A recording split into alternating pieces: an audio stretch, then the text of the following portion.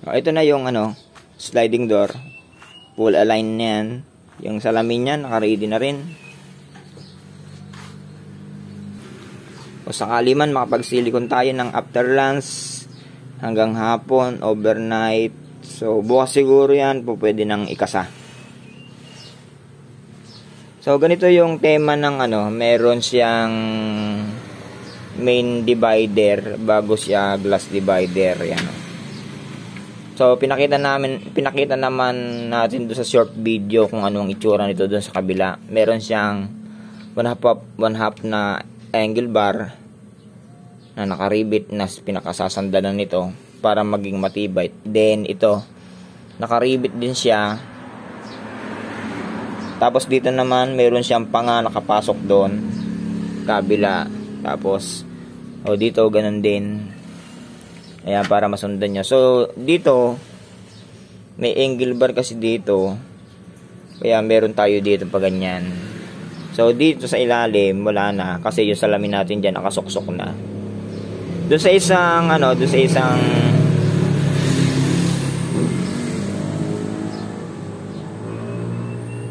marami.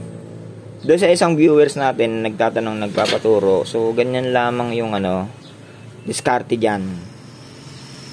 Yan. So makikita nyo pag nakakabit na to kung bakit ko siya ginanyan. And then yung pagkakaiba ng French type nito sa regular na pagkaka-French type is yung ibaba at yung pinakaitaas ay hindi magkamukha ng size ng salamin. Sa kadahilanan na yung partition ng ating glass divider at dito sa pinaka main divider natin natatapatan ay kinuhanan natin siya ng mga sentro, kaya hindi magkamukha yung salamin ng itaas at sa ibaba. Pangit naman kasi kung gagawin natin siyang magkakamukha tapos yung divider natin doon na nakakabit sa fix natin at ito ay hindi tapat-tapat. So, mas maganda siguro kung tuwid man lang siya. Hindi na mapapansin yung maliit doon at maliit doon kung ang pagbabasihan lang ay yung line ng ating glass divider. Ayan.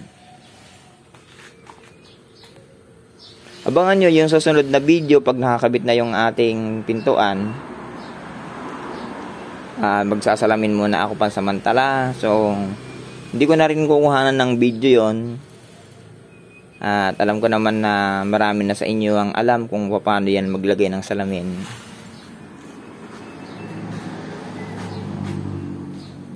So, yung mga natin pala ito. Nakatornilyo dyan yan. Ayan, nakatornilyo dyan. Nakatornilyo yan dyan.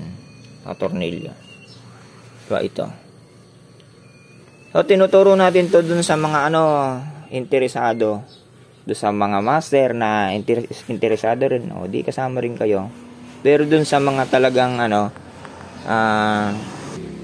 dun sa mga skilled na malawak na yung kaalaman tungkol sa ganitong gawain, di ko naman sinasabi na hindi ito para sa lahat. Dun sa mga interesado, okay.